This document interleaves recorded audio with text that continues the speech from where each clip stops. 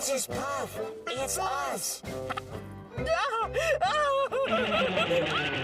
He lives in a pineapple under the sea and is one of the most lovable characters ever conceived. He's SpongeBob, and you'd be hard-pressed to find a character as kind and well-intentioned as him. But they say the road to the Chum Bucket is paved with good intentions. So, as nice as SpongeBob is, things can often get destructive. I'm Keefy with Wicked Binge, and these are SpongeBob's deeds, good to evil.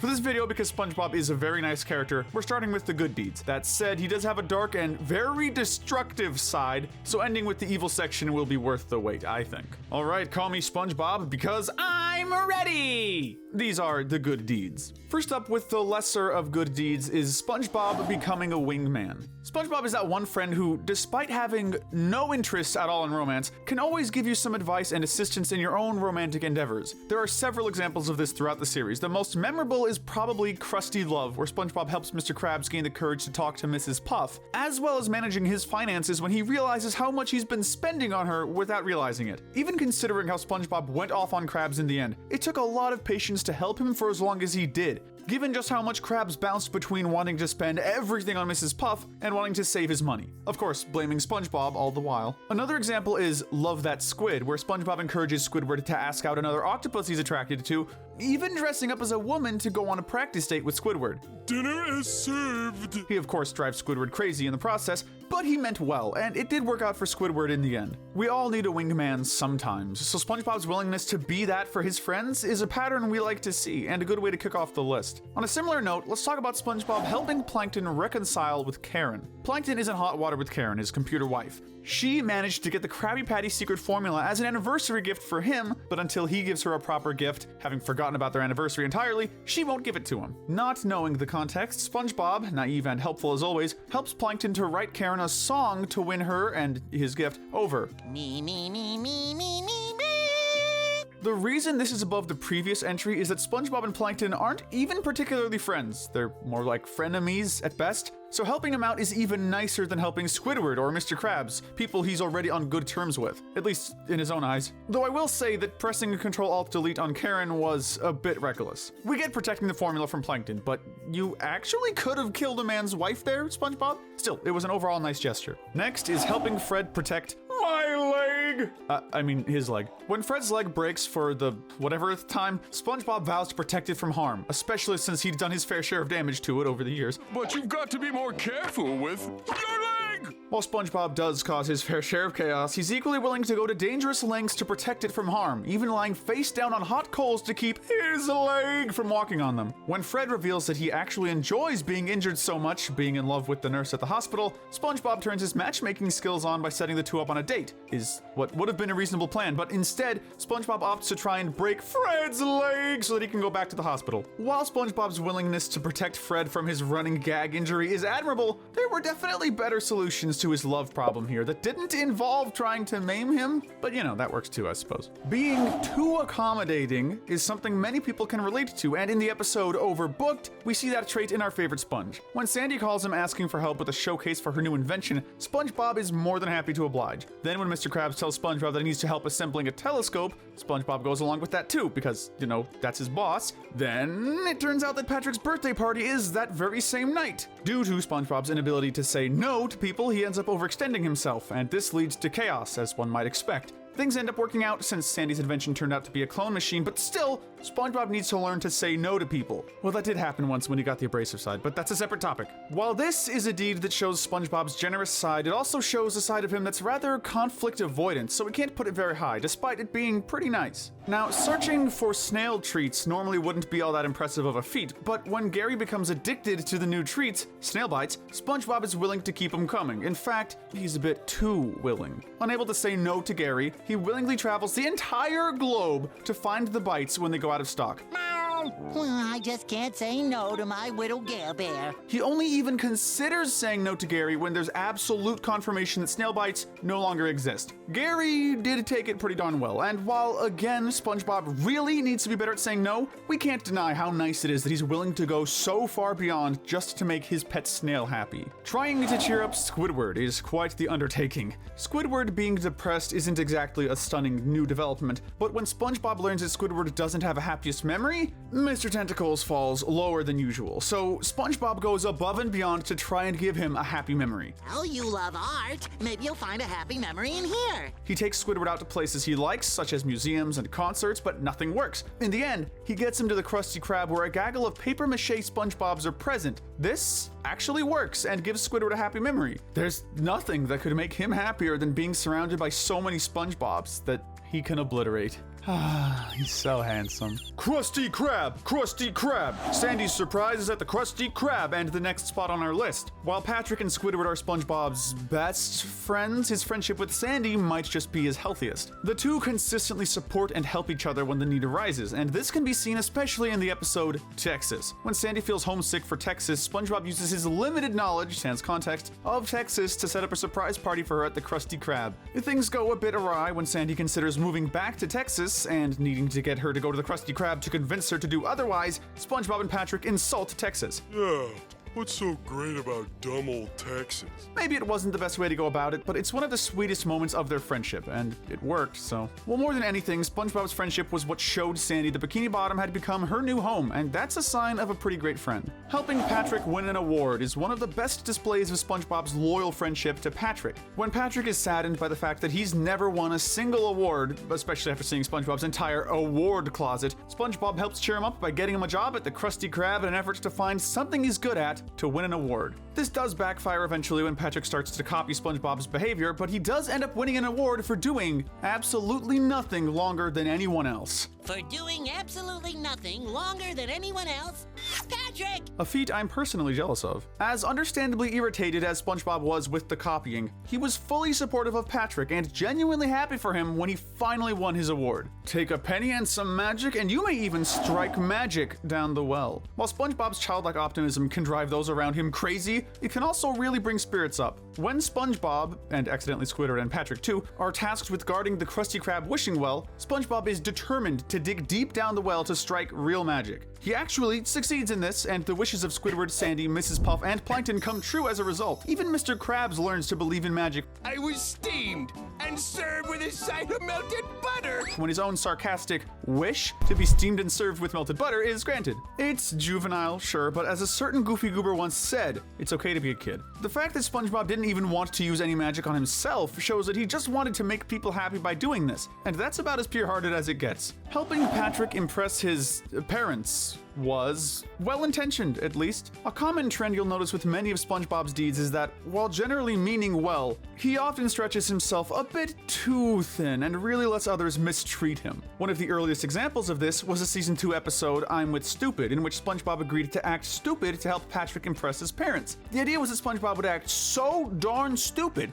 that even Patrick would look like a genius in contrast. Unfortunately, Patrick kind of abuses this act of generosity on SpongeBob's part when he and his parents start bonding over their insults towards SpongeBob. What's more, Patrick completely disregards SpongeBob's requests to dial the rudeness back a bit. Despite this, SpongeBob sticks around to help for an impressively long time before eventually bailing, but it was nice of him to keep up the illusion for his buddy, even though Patrick was being a jerk. While it's by no means healthy, being willing to degrade himself to help his friends is one of SpongeBob's most generous character traits.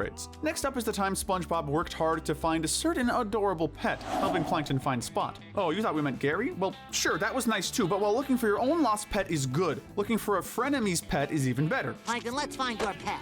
SpongeBob's frequent willingness to help Plankton out, despite the two being enemies due to the latter's constant schemes, speaks a lot to how little SpongeBob holds grudges. Here, he gladly helps Plankton find Spot for no reward, and while this was obviously more of a Plankton-centric episode, it goes to show how SpongeBob's always willing to help someone in need, even a frenemy, constantly. There's nothing easy about being a parent, so SpongeBob gets some points for raising Junior. When SpongeBob and Patrick come across a baby scallop in their yard, they decide to take care of it like a child until it's ready to fly on its own. Unsurprisingly, SpongeBob ends up doing pretty much all the work while Patrick goes to work. Did you take care of him? My hands are kind of That is, watching TV under his rock. But despite this, SpongeBob never abandons his duties as a surrogate parent to Junior. Until, understandably, he loses his temper on Patrick when he finds out about his work activities. Thankfully, leaving Junior alone turned out okay, since it just so happened that he could fly at that point. But as much as we understand SpongeBob's anger, we have to dock this deed a few points for that little slip up, since it could have easily turned out bad. When you've got SpongeBob spreading Christmas cheer, it's a safe bet that it's shaping up to be a wonderful holiday. Bikini Bottom's first Christmas came about when Sandy taught SpongeBob about the holiday, being the only one who actually knew about it at the time. In turn, SpongeBob spreads Christmas cheer around Bikini Bottom with shopping, decorating, and plenty of snow. Okay, sorry, that song is just really catchy. Perhaps the nicest thing SpongeBob did was give Squidward a handmade clarinet, complete with some cute little mini Squidwards popping out of it. He did this because Squidward didn't believe in Santa and SpongeBob didn't want him to feel left out, despite Squidward being mean and discouraging throughout most of the episode. We all need a friend like SpongeBob, even when we feel like we don't deserve one. Befriending people is one of SpongeBob's greatest skills, including and not limited to when it comes to Plankton. When you're as naive and sweet as SpongeBob, you're likely a target for manipulative types like Plankton. So when Plankton feigns depression over being friendless, SpongeBob jumps at the opportunity to be his new best buddy. They go jellyfishing, watch movies, and even sing the fun song. Fun is had by all until Plankton reveals that, as Mr. Krabs suspected, he was only acting to get the formula. How long were you planning on doing this? While it was of course naive, the fact that SpongeBob was willing to reach out to who he thought was a friend in need, despite all Plankton had put him through, is quite sweet and shows how good-natured the little square dude can be. SpongeBob is a wildlife advocate too. Take him freeing the jellyfish. Mr. Krabs' greedy schemes often entail SpongeBob's unwitting help. In Jellyfish Hunter, SpongeBob's new jelly patties are a hit at the Krusty Krab, so Krabs starts paying him to catch jellyfish. Thanks to the help of the blue jellyfish, No Name, he finds out that Mr. Krabs has built a factory that forcefully extracts jelly from the poor little guys. SpongeBob goes against his boss, freeing all of the jellyfish and releasing them back to their natural habitat, but not before some much-deserved stings for our favorite cheap crustacean. Helping stop Barnacle Man is up next. As a big fan of Mermaid Man and Barnacle Boy, to say the least, it's no surprise that SpongeBob is willing to step up and do some hero work of his own sometimes. When Barnacle Boy goes over to the dark side, thus becoming Barnacle Man, SpongeBob offers his help to Mermaid Man to stop him, thus becoming a crucial part of the International Justice League of Super Acquaintances, the super speedy hero known as the Quickster. He can run to a mountain and back before you can even blink, and he can, get caught on fire. Okay, things didn't turn out that well for the Quickster nor any of the other heroes of the league, but his willingness to become a superhero for the sake of Bikini Bottom is admirable anyway, even if Barnacle Man wasn't really doing anything beyond some pranks. Helping Bikini Bottom is far from an uncommon feat for SpongeBob, but when SpongeBob learns to fly with his inflatable pants, the Bikini Bottomites start to recruit him for every task they can think of. Whether it's massaging a man's scalp, saving a snail caught in a tree, untangling plankton from some kelp, or even cleaning Mr. Krabs' garage, SpongeBob's there to help. What makes this all the more impressive is the fact that the Bikini Bottomites were pretty darn awful to SpongeBob up until this point. Come on, Birdman. They constantly taunted him and discouraged him, saying he'd never be able to fly, and when he proved them wrong, SpongeBob was still willing to help them out. While some might say that being too forgiving isn't good, and that can sometimes be true, overall, we disagree. If the world were as full of people with as much kindness and few grudges as SpongeBob, it'd be a much nicer place. Building Squidward a paradise was a rare moment of SpongeBob being a positive influence on Squidward's life. Though almost entirely well-meaning, SpongeBob tends to constantly pester Squidward, and in Enchanted Tiki Dreams, Squidward finally breaks and cries over not being able to relax. To make up for this, SpongeBob and Patrick build Squidward a tiki paradise, Squidward's tiki land if you will, complete with a lazy river, singing tikis, a juice bar, and an art station. Unfortunately, it does fall apart, literally, when Patrick bumps into a torch and burns the whole paradise down. But to keep Squidward's fun going, SpongeBob and Patrick let Squidward swing in a boat and ram into them repeatedly. A bit sadistic, maybe, but that just shows how darn sweet SpongeBob is. Say what you will about SpongeBob and Squidward's friendship, but you can't deny that SpongeBob at least wants to be a positive influence on his grouchy next-door neighbor. Being assertive isn't for everyone. If you're like SpongeBob, you may prefer being aggressively nice. When Plankton successfully manipulates SpongeBob into being assertive, that is, being a jerk and accidentally running people off the beach, SpongeBob decides to employ his own specialty, being aggressively nice. He proceeds to undo all the harm Plankton manipulated him into causing, returning the hot dogs he stole from the hungry beachgoers, repairing the kites he cut the strings of, and even being a volleyball to replace the one that he broke earlier. He goes beyond this though. He cleans off a little girl's ice cream cone that was dropped with butterfly kisses and becomes Scooter's surfboard, Sure, Plankton, maybe nice guys do finish last, but SpongeBob's got you cornered here. Aggressively nice guys can't be beat. Hoppin' clams! Literally. Saving Sandy is up next. In the show's third episode, Tea at the Tree Dome, we're introduced to the mainstay, Sandy Cheeks, and so is SpongeBob. Upon seeing her wrestling a giant clam from a distance, SpongeBob suspects that she's in danger and actually rushes in to help her, despite him being pretty physically weak as we see in episodes like Ripped Pants. Hold on, little squirrel.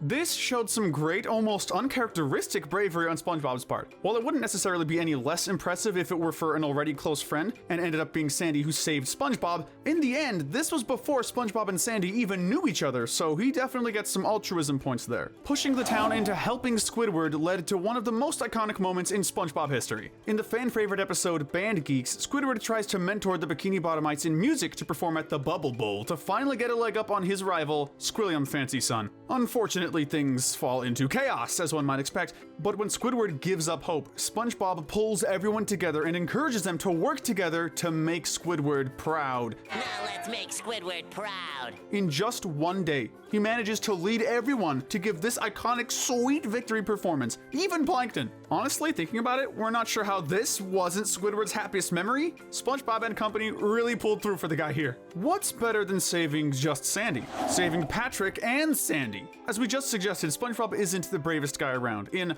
I Had an Accident, he becomes afraid of going outside after he breaks his butt from a bad sandboarding fall. And by this, we mean he goes full-on shut-in. While his friendships with Penny Chip and Used Napkin are very heartwarming, Sandy and Patrick understandably miss their absorbent amigo and come up with plenty of schemes to get him to go outside. Their magnum opus was to convince him that a gorilla was attacking them so he'd come outside to rescue them. This somehow results in a real gorilla attacking them, and despite his intense fear, SpongeBob jumps into action to save his friends. And I've got to do the same for them. He does get ripped in half in the process, but manages to absolutely destroy that gorilla with facts and logic. We not only learn that SpongeBob possesses fourth wall breaking knowledge of gorillas' inability to exist underwater, but we also learn how much fear he's willing to overcome to help his best buddies. Helping out Plankton once again, SpongeBob also saved Karen. In the episode Karen's Virus, Plankton recruits SpongeBob to go on a dangerous quest inside Karen to destroy a virus that could kill her. Operation Save Karen.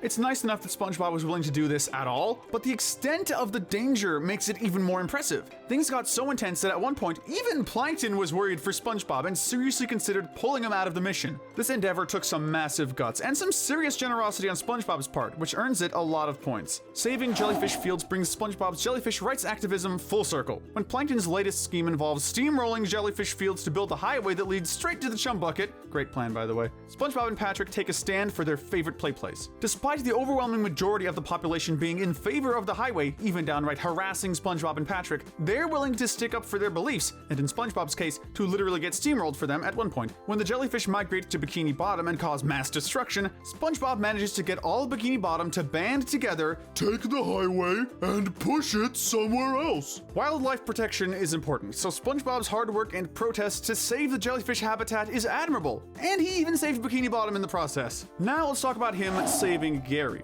When Gary is snail-napped by Plankton and surrendered to King Poseidon, SpongeBob and Patrick head over to the lost city of Atlantic City. It's a treacherous journey with a ruler who's known for his penchant for flamboyant executions. Understandably, SpongeBob is terrified, but with Patrick's support, he's willing to go on a dangerous journey where he'll potentially be killed just to save Gary. It might seem odd to say this, but that isn't the highest good deed involving Gary. But protecting Gary is up next. SpongeBob isn't the perfect pet owner by any means, but there's no room for doubt that he loves his pet snail Gary. We do too, of course. That's why his protection of Gary in Frozen Face Off was so heartwarming to us. He stands in front of Gary as a shield when he's being attacked by the giant snow monster, deflecting the icicles being shot towards him, and even offers himself to be eaten by the monster as a sacrifice instead of Gary. There are many examples of SpongeBob and Gary's bond. They may even have the sweetest relationship in the whole show, but this one sticks out particularly as SpongeBob put his life in jeopardy multiple times for the sake of his adorable little mollusk. I won't make you toe another inch. We put this one higher than the last because while going to Atlantic City had a risk of SpongeBob being executed, here he straight up offers to be eaten for Gary's sake. In terms of good deeds, it's hard to top being willing to offer your own life for the sake of your pet snail, but nonetheless, we have a couple more good deeds of SpongeBob's that surpass it. The close runner-up for SpongeBob's best deed is saving Bikini Bottom from the Krabby Patty famine. In the second SpongeBob movie, Sponge Out of Water, Bikini Bottom falls into an apocalyptic state when the Krabby Patty formula disappears due to Burger Beard the Pirate's edits to a magical book. Plankton is naturally suspected, but having seen that the formula genuinely disappeared out of thin air, SpongeBob defends him, and the two team up, building a time machine to get the formula back. When they grab the wrong bottle by mistake, SpongeBob offers himself as a sacrifice to appease the sandwich gods. If a sacrifice is needed to restore Bikini Bottom to... But he's saved by Mr. Krabs at the last second, who smells Krabby Patties on the surface. With the help of Bubbles, the talking and rapping dolphin, SpongeBob and company become superheroes and fight Burger Beard, reclaiming the formula and saving Bikini Bottom. This feels like a deed that was pretty much designed to get the top spot. But we're giving our gold medal of good deeds to saving Bikini Bottom from Plankton. In the original SpongeBob movie, when Plankton steals King Neptune's crown and frames Mr. Krabs for it, SpongeBob and Patrick offered to go on a dangerous quest to the Forbidden Shell City, a gift shop from which no sea creature has ever returned. They go through numerous trials and overcome many obstacles to get the crown, save the town, and Mr. Krabs! Oh right, Mr. Krabs was frozen solid and scheduled to be executed in 6 days. And even worse, Plankton used his newfound Krabby Patty formula to hand out bucket helmets and enslave Bikini Bottom with them. All hail Plankton! You know how it goes. By returning the crown just in time and going full-on Goofy Goober, SpongeBob defeats Plankton, saves Mr. Krabs, and saves the entirety of Bikini Bottom from being enslaved by Plankton, potentially forever. This was, and probably still is, the most dangerous scheme Plankton's ever come up with. It was Plan C after all. So by extension, we have to call stopping it SpongeBob's most heroic and overall good deed. But as much of a stand-up guy as SpongeBob is, he's not exactly perfect. With that said, let's talk about the bad deeds. Some of the best advice we can take from SpongeBob is to never be like the fool who ripped his pants. When SpongeBob accidentally rips his pants at Goo Lagoon, he gets some big laughs, so naturally, he does it again. Oops! I guess I ripped my pants again! And again, slowly but surely, it goes from a funny running joke to something that irritates all of the beachgoers, culminating in SpongeBob pretending to drown. This causes great panic on the beach, devastating his audience and even making Sandy cry, who he was trying to impress in the first place. He does learn a valuable lesson from this, illustrated through one of his best musical numbers, to be true to yourself and don't miss your chance. That said, causing panic to impress his friend wasn't cool, even if it was just to get some laughs. Let's go right back to Goo Lagoon for our next entry, pretending to be a lifeguard. When Larry the Lobster mistakes SpongeBob for a lifeguard, SpongeBob goes with it to enjoy the popularity that comes with the title. Unfortunately, when it turns out that being a lifeguard means guarding lives, things go south, and due to SpongeBob's strange trait of not being able to swim, he ties up the beachgoers to keep them from swimming. To his credit, he was ultimately trying to protect them from danger he couldn't save them from, and when Patrick gets cramps while swimming, SpongeBob does risk his life to save him. That said, none of this would have happened if SpongeBob hadn't lied about being a lifeguard for popularity. His ego really does get the best of him sometimes. Case in point, sabotaging Squidward was not a very Employee of the Month worthy act. When Mr. Krabs and Squidward jokingly suggest that Squidward might just beat SpongeBob for the next Employee of the Month award, he takes it a little too seriously and ends up breaking into Squidward's house to destroy his alarm clocks, so he'll end up late to work. The two end up in a grudge match for the title and even destroy the Krusty Krab in the process. When Mr. Krabs ends up being the victim, things have definitely gone too far. When it comes to one-course meal, we have one question for SpongeBob. Whose side are you on? Seriously, when Mr. Krabs torments Plankton using his psychological fear of whales, SpongeBob understandably calls him out for going too far. He tells a forlorn Plankton that Mr. Krabs was the whale the entire time. For instance, Mr. Krabs' secret fear is... that he has a secret fear of mimes. On the surface, it seems like this was a good gesture meant to revitalize Plankton and get back at Krabs, but then he uses a projector to trick Plankton into thinking that some whales have arrived, driving him away again, so it was really just a ploy to get back in Mr. Krabs' good graces after accidentally revealing the formula's hiding place? As awful as this is, we actually have to put this one pretty darn low, for as much as we hate this episode, honestly, because while SpongeBob did simultaneously betray Plankton and Mr. Krabs' trust here at different moments, he also technically did prevent prevent a suicide. It's kinda sweet how much plankton can count on SpongeBob at the end of the day, if only it weren't for the projector. We may have ranked this as a good deed. We expect this much from Mr. Krabs, but come on, you're better than that, SpongeBob. Okay, we said we'd limit accidental deeds, but we just had to mention ripping Squidward's toenail off. While this was a freak accident, it still ought to be mentioned because, come on, this was so preventable. While helping Squidward move a couch, SpongeBob accidentally moves it onto his foot, and despite Squidward screaming in agony, he just keeps on moving it. It's not only an infamously vile scene in a generally wholesome, lighthearted show, but it's just flat out ignorant. And believe us, we'll see more deeds like this. Reckless driving is one of SpongeBob's favorite unintentional hobbies. There's good reason that SpongeBob is Mrs. Puff's most utterly dreaded student.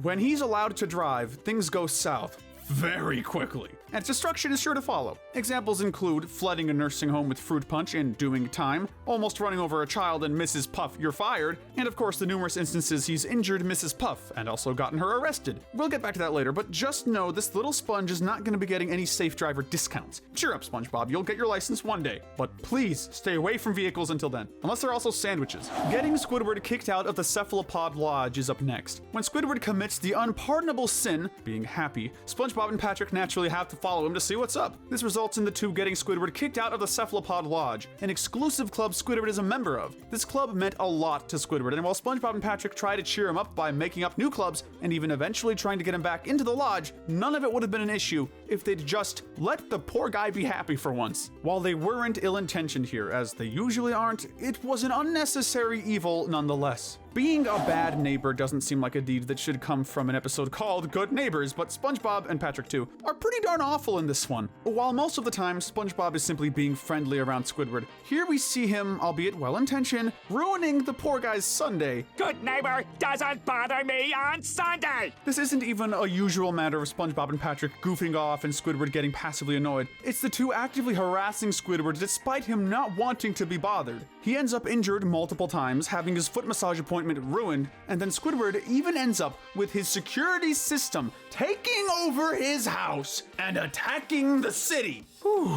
Sorry, I'm not sure what came over me there. Anyway, yeah, just start taking the hint, SpongeBob. Not everyone's as sociable as you, and that's no excuse to keep pestering them. Pushing Gary too hard is one of the few blots on SpongeBob's pet owner record, but we have to mention it. When the Great Snail Race is coming up, SpongeBob decides to enter Gary when Squidward insults him. While this at least originated as a desire to defend his beloved pet from slander, SpongeBob ends up totally exhausting Gary, and despite Gary's pleas to let up on the training, SpongeBob only realizes this when Gary's already hurt, having multiple blowouts. Thankfully, SpongeBob races onto the track to comfort Gary, disqualifying him from the race, but confirming that he cares much more about Gary than the competition at the end of the day. That said, he did get Gary injured from exhaustion here, so while he did have a nice turnaround, this one is still pretty darn low by his standards. Here, we know SpongeBob was wrong. He ignored Gary, and now he's gone. Upon getting distracted by the Dirty Bubble challenge, SpongeBob totally neglects Gary to the point where he even forgets to feed the poor little guy. Understandably, Gary runs away. To SpongeBob's credit, he goes above and beyond to find Gary. He makes countless flyers and looks absolutely everywhere, even having a heartfelt musical montage we all know and love.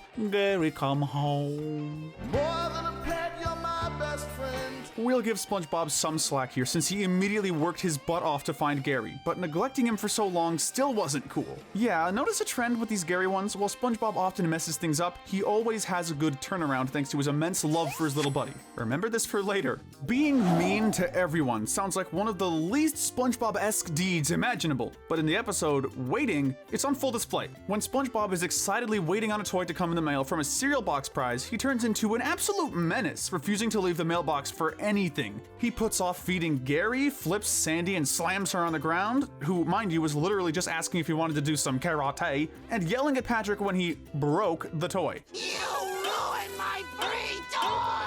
Thankfully, Squidward shows him that it's just how the toy works. SpongeBob is just uncharacteristically mean here. While he often gets hyper-fixated on whatever he's interested in, it's rare for him to mistreat his friends so badly. Hospitalizing Mrs. Puff isn't a one-time occurrence for SpongeBob, but in Demolition Doofus, it goes to a whole nother level. SpongeBob ignores Mrs. Puff's instructions and pleas, crashing into the top of the lighthouse after she's already been puffed up. his ego causes him to keep trying, and this results in Mrs. Puff's inflation sac being ruptured. While SpongeBob does visit her in the hospital, he also makes jokes about her condition. Yes, he near fatally wounded his boating teacher and proceeds to treat it like a joke. Like most of these deeds, he wasn't ill-intentioned, but he is shockingly inconsiderate here, especially by Squarepants standards. Helping bury the health inspector is up next. While we'll submit that Mr. Krabs is more to blame for this than SpongeBob, it's still worth mentioning. When the two believe that the health inspector is a con artist trying to get free food, they make the titular nasty Patty to teach him a lesson. While SpongeBob is forced to do this under threat of being fired, he still takes an uncomfortable amount of pleasure in watching the man choke. When it turns out that this health inspector is the real deal, the two understandably panic as he's passed out, and they believe he's dead.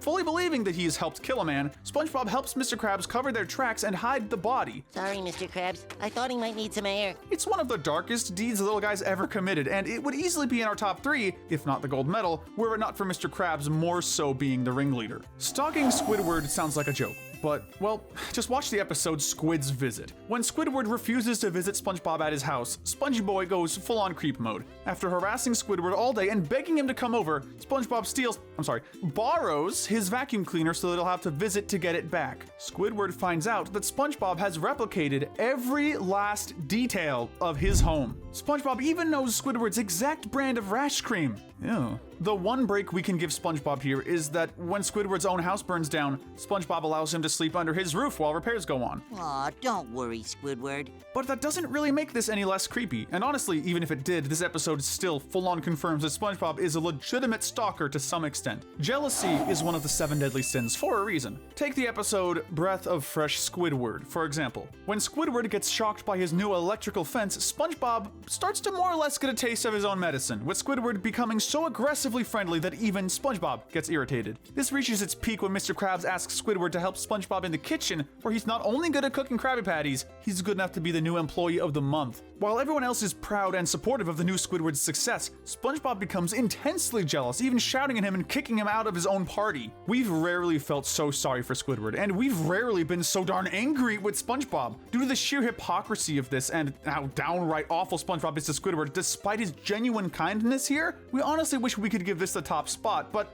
if nothing else, SpongeBob did apologize to Squidward. I just want to say I'm sorry for being so selfish. So that's something, and more than we can say for our top pick. The gold medal for worst SpongeBob deed is a pal for Gary. Yes, the entire episode. This may be controversial since SpongeBob's issues in this episode were from ignorance rather than ill will, but while SpongeBob has shown himself to be a downright ignorant listener at times, here he takes it to a whole new level. When he suspects that Gary is lonely at home without him, SpongeBob decides to get Gary a new friend to play with, ignoring the intense warnings of the lady he buys it from. Puffy Fluffy, the new pet, is extremely jealous and hostile around other pets, so SpongeBob's negligence goes even further when he forces Gary to play, and even sleep, with his new friend, Puffy Fluffy, despite Gary being clearly uncomfortable. The poor snail has to fend for himself all night because of SpongeBob, and when SpongeBob wakes up and finds his library utterly destroyed, he immediately blames Gary without even suspecting Fluffy. Gary, I bet he's jealous about the new friend. Worse still, when he finally sees Puffy Fluffy transformed into a gigantic monster